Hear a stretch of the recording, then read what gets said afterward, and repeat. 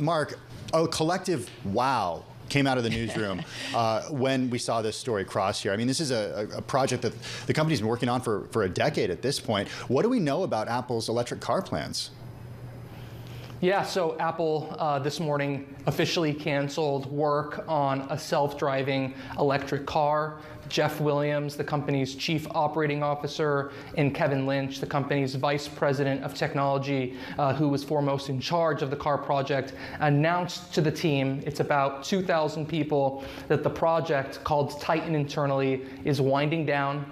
There will be layoffs of some hardware people. Hardware people will have the opportunity to apply to other teams. Other people working on the project are being shifted to Apple's AI and machine learning division to work on generative AI products, a key future component of the company. There will be some people moved to the Vision Pro as well, with that focus on spatial computing. But this is a bombshell development. This is a very rare retreat for Apple. This is a project that they've invested over $10 billion in. They've worked on it for over 10 years. It's had many fits and starts. It's had many directional changes. About a month ago, we reported that Apple had reached a make or break point for the car project. We reported that the latest incarnation of the project, after several meetings with the company's board of directors, was a new budget around a level 2+ car. That was a downgrade from the original vision of a level 4 or a level 5 fully autonomous vehicle, and they also pushed back and delayed that. Since then, there have been more discussions, and executives made the final decision earlier this month, I'm told, to completely shutter the project. So again, this is Apple canceling work on an electric car. This is a significant development for one of the company's most ambitious attempts at a new product category in its history.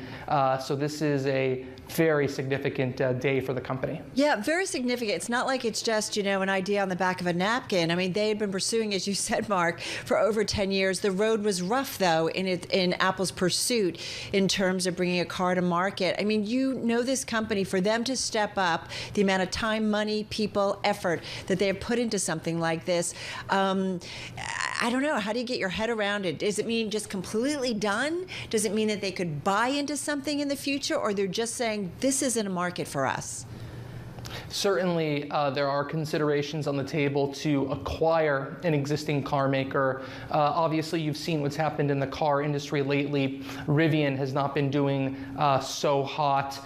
You've seen other car companies struggling, Lucid being one. Tesla has had its own ups and downs. It's a very, very thin profit margin business. It's not the typical business that Apple likes to get into, but there is some risk in abandoning this project. What if Alphabet, Google, Waymo, Amazon with Zoox, some of these other big technology companies, certainly the Chinese phone makers, they're all getting into cars. What if one of these companies comes up with a great car idea one day and successfully creates a new ecosystem of its own to rival Apple's, and they can risk pulling people away from Apple into a Google car or an Amazon car and getting them on their other products in the ecosystem. So there's certainly some very long-term risk here, but in the short term, this may be a good thing for Apple, being able to focus resources towards perhaps more promising areas in the short term, like spatial computing and generative artificial intelligence. Well, that's exactly where I wanted to go with you next, Mark. To you, is this more about Apple saying no to a car and less about Apple focusing resources on AI, or is it the other way around here? Is it all about Apple saying, wait a second, the rise in interest in generative AI over the last 18 months has just been massive, and we need to go all in on this, such that we need to actually cancel our work on the car in order to do that?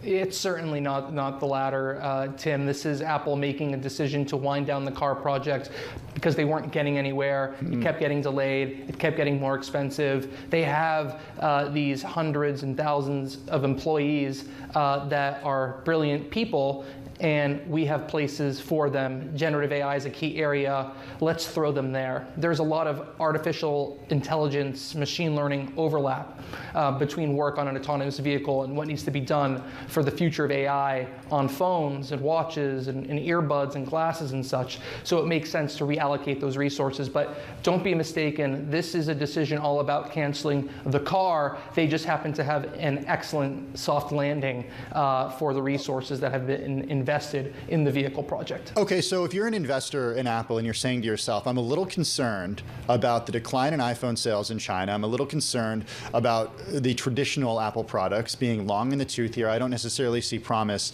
at least right now, in spatial computing, Mark. What is there on the horizon for these investors to get excited about? Because I think on a lot of minds have been, okay, well, at least Apple's working on a car here, and that'll be out at some point. Certainly the Vision Pro is something that Apple is focused on. That is a big new category for them. And certainly generative AI, AirPods with cameras is something I wrote about, the eventual debut of augmented reality glasses. There are certainly other things on the roadmap that could be exciting, but nothing that would drive as much immediate revenue as a $100,000 car. Yeah, talk about it, right? That really moves the needle. It's a whoa moment, as we say, but another exclusive by you, Mark, that's really got everybody kind of rethinking some of what Apple's doing in the future. It's just a really, really big deal. I will say Apple's shares still up about 0.5%, but nonetheless, really interesting when it comes to Apple's strategy. Mark, thanks so much for jumping in and telling us about your exclusive.